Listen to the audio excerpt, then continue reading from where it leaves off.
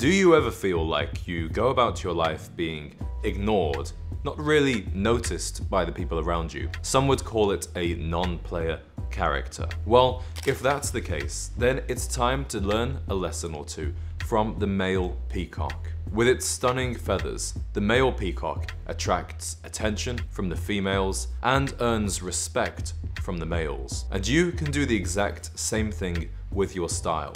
From the dandies of the 19th century to the modern day pickup artists, men have always used their appearance as a way to attract attention.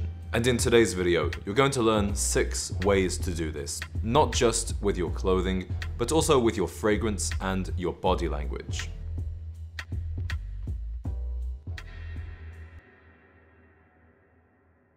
The most simple yet most effective form of peacocking is to simply dress slightly more formal than others around you. For example, if you're going to a restaurant where most men will be wearing a dress shirt and a blazer like I am now, then you can go one step above by wearing a tie. If everyone else is in t-shirt and shorts, then you can simply go for a pair of chino shorts with some loafers and a polo shirt. When you dress slightly above other people, then those around you try and explain in their heads why that might be. They try to come up with a narrative and a story about you because you stand out compared to the crowd. They want to know who are you and why you're so dressed up. And at times, people may even come up to you and ask you that very direct question. A few months ago, my friend and I went out for dinner wearing suits and ties and then went to a nightclub afterwards. While we were at the nightclub, women and groups of women just repeatedly kept coming up to us asking us why we were dressed the way we were. It's a great conversation starter, a very easy icebreaker, and certainly a fantastically effective way to peacock. But you don't need to take it as far as wearing a suit and tie in the nightclub.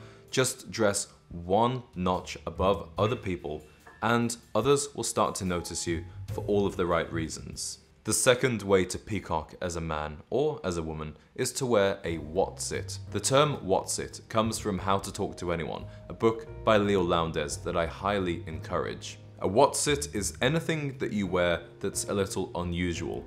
It could be a strange tie, a hat, or something as simple as a pair of cufflinks. But it must be something that makes people come up to you and ask, what is it? So to give you an example, my watch that I wear, it's a very old-fashioned looking watch. So people don't really see watches like this too often. They notice it on my wrist and they ask me, tell me a bit more about your watch, or nice watch, where did you get it?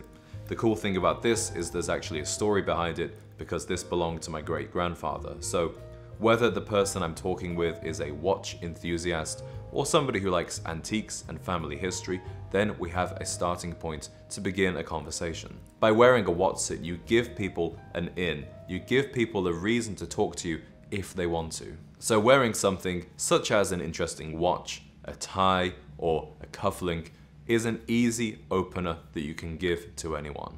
The most basic form of male peacocking is to wear more patterns and bright colors. We see women wear a great variety of different animal patterns, prints, bold colors, but men generally stick to a very conservative wardrobe. So even something as simple as a pink dress shirt will make you stand out. So how do you wear patterns and colors without dressing like you're in an 80s metal band? Well, you don't have to be wildly experimental to catch somebody's attention. It could be something as simple as wearing a Winchester shirt. That's a shirt with a contrasting collar. It could be a simple textured polo or a textured knitted tie. Or you can even just wear a dress shirt in a slightly less common color, something in dusty pink or olive green. When it comes to your suiting, a check or a houndstooth suit will stand out in a sea of navy. So you really don't need to push the boat out here, just go slightly outside of the box. If you want to wear something very flamboyant like a bold printed shirt, a floral shirt, then by all means, but I will say that most men don't really look good in something as loud as this. And when it comes to patterns and textures, you can even just do that with a simple accessory like a pocket square. So it's not wildly noticeable, but when you open it up, you see this beautiful paisley pattern. It's got this stunning green color, but just in the pocket, it's just enough to catch somebody's attention without being overly flashy. I want you to picture this scene. You walk into a coffee shop. There is a beautiful, attractive woman sat down with headphones on and her nose buried in a book. It doesn't matter how you dress, how handsome you are, she is not going to notice you. Unless, of course, you wear a fragrance that catches her attention. As I said at the start of this video, peacocking isn't just about your clothing, it's your overall persona, and fragrance can be a part of that. For that reason, I encourage you to develop at least a small rotation of interesting and attractive fragrances. And one of the best ways to do this is by using Scentbird. Scentbird allows you to try a new designer fragrance every month for just $17. Each month, you get to pick what you want from a big selection of men's colognes and unisex fragrances. With each fragrance, you'll get a 30-day supply, so you get to try it out without committing to buying a full bottle. You can also cancel or skip your subscription anytime. Scentbird carries brands like Prada, Burberry, Versace, as well as niche fragrance houses like Parfums de Marly, Confessions of a Rebel, and Juliet Has a Gun. This month I received London by Burberry. Burberry always makes great men's fragrances, and this one is no exception. I really like how this one has a lot of floral notes like jasmine and peony, but also this very masculine sandalwood base. Next, we have Rebel Thorn by Confessions of a Rebel. I've heard a lot of buzz about this fragrance house lately, so I was intrigued to try it.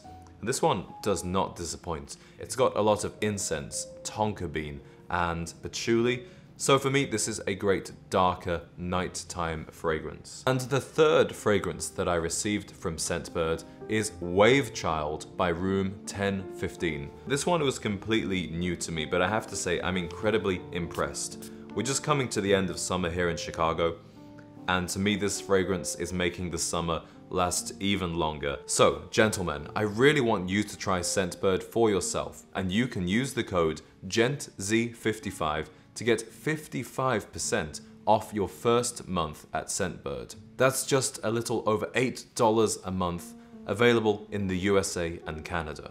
Another way to catch people's attention is to exude some form of energy that they find intriguing. And this can work either if you're extroverted or more introverted. For example, if you're the extrovert, let's say you're at the bar, you're the guy who knows every bartender's name, you're cracking jokes with the guy on your right, you're bringing the guy on your left into the conversation, people will think, who is this guy? How does he know everybody? How is he able to talk to everybody? And can I be one of them? Your positive energy, your open attitude will draw people in and make them feel very welcome and comfortable in your space. But this can also work if you're an introvert. Let's take the bar example again. You could be sat at the bar by yourself, well dressed, confident and happy, being alone. As long as you're polite to the people around you, you don't need to be overly chatty. But people will respect this form of quiet confidence and they'll wonder, who is this guy? I wonder why he's by himself. And certain women might try their best to make sure you're not by yourself anymore. So whether you're an extrovert or an introvert, if you lean into your natural personality and you're confident about it, then people won't want to leave you alone. They'll be very drawn in by your energy. One of the most effective forms of peacocking is definitely having body art or jewelry. Even though personally I'm not a big fan of tattoos, I would be lying to you if I said this one won't get people's attention. If your tattoos are on show, if they are done well, then people will be intrigued by them, they'll want to see them closer up, they might even want to touch them. It especially helps if your tattoos have some kind of meaning to them, some kind of story that you can explain. But you don't have to do anything as permanent and drastic as getting a tattoo to stand out a little more. You could also do this by wearing jewelry, something like a pendant necklace with a charm, a ring, either a signet ring with your family crest or a stone. That's something that will grab people's attention and draw them in, make them want to know more. Both body art and jewelry add an extra dimension to your look, which just creates more opportunities for people to be intrigued and want to get to know you and understand you better.